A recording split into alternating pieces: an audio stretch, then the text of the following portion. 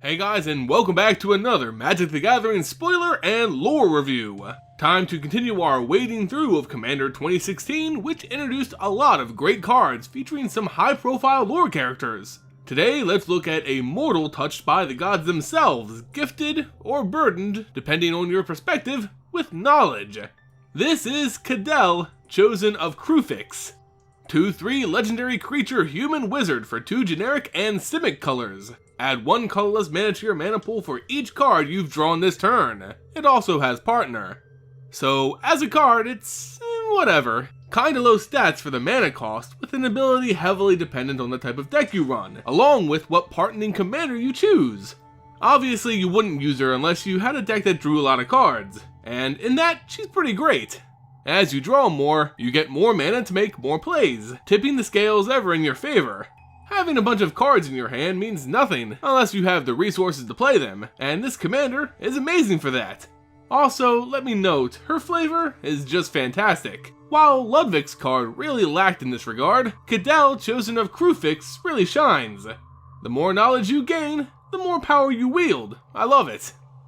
Now let's move on and examine what this flavor actually refers to.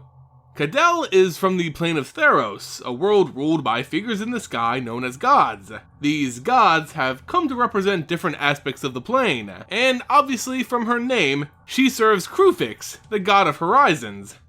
Now, Kruphix isn't just the god of horizons. Not so shockingly, it's a metaphor for unseen knowledge and the gateway into the realm of the gods themselves.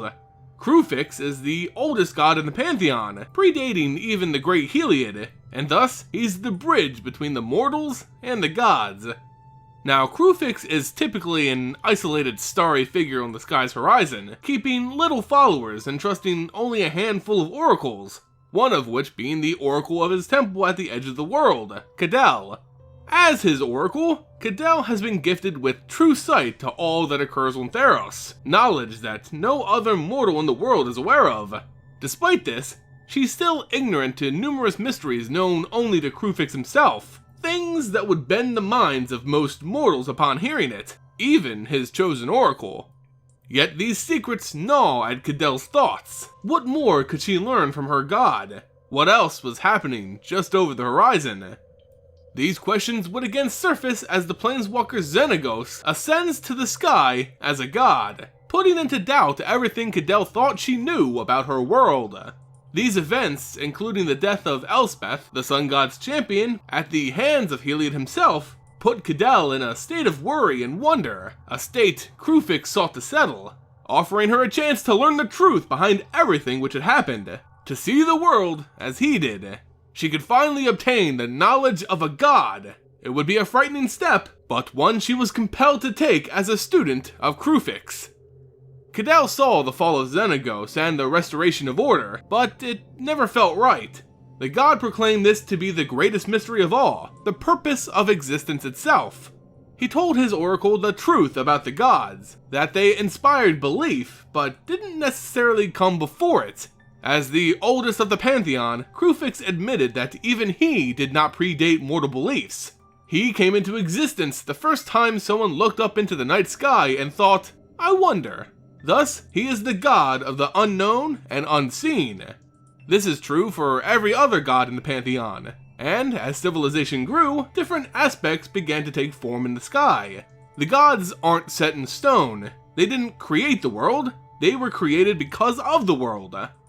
Heliod wasn't always the sun god, but was created as the sun and light brought the new day to the mortals below. To the people of Theros, these beliefs have always been true, and so to them, Heliod has always existed. As a consequence, when mortals stop believing in something, that god will die out and fade from the pantheon. Kydele was shocked at this revelation. Surely, if gods fell from the sky, people would remember it, right? Kruphix reminded her that if they remembered, the god would still be here. This wasn't simply mortals forgetting an event. This was the absence of belief altogether, a force that not even the gods could survive, making them, in a way, almost as fragile as the mortals who serve them. Kruphix reflected on his own purpose, to know all that there is to know, and hold secret that which mortals could never know. Secrets he was willing to share with his oracle, if she felt ready. Kydele agreed as her curiosity was piqued. What knowledge could shake the very core of a god? Kruphix begins to describe the things he had learned, not just of Theros, but beyond it, about other worlds where the gods hold no influence, about the multiverse.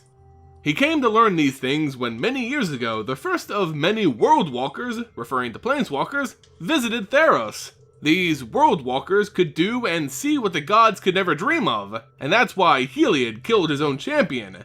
She was above the gods because she knew the unknowable.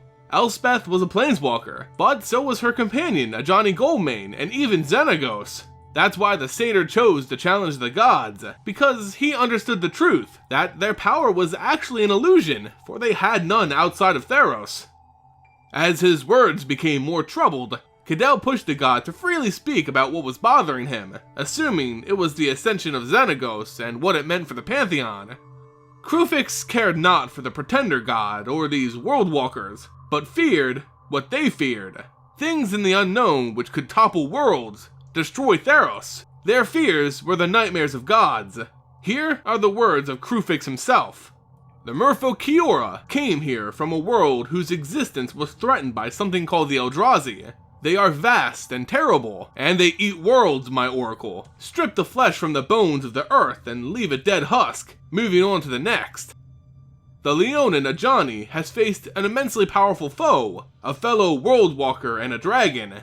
He is unfathomably ancient, even to me. He seeks infinite power and immortal life. His plots span worlds and centuries, and he will spare nothing and no one who stands in his way. And the human, Elspeth, she came here from a place called Phyrexia, an entire world of flayed skin and twisted metal, ruled over by vicious, monstrous beings who style themselves gods. It is an affront to nature, a dark parody of life that corrupts all it touches, and touches everything in time, and it has already made its way from one world to another. If any of these things come here, to our world, even the gods may be powerless to stop them, and all your prayers, all your pleas, will fall on the deaf ears of a silent sky, as this world is rent asunder, or remade, or worse. That is what I fear, my oracle. That is what troubles the mind of a god.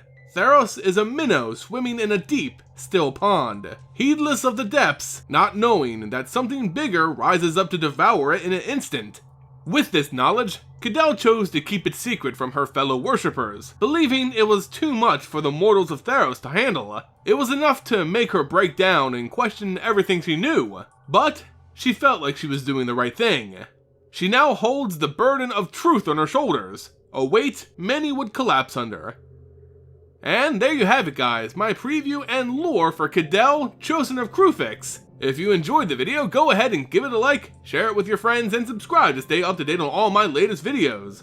Leave a comment below letting me know if you're excited for this card. And as always, guys, thank you so much for watching, and I'll see you next time.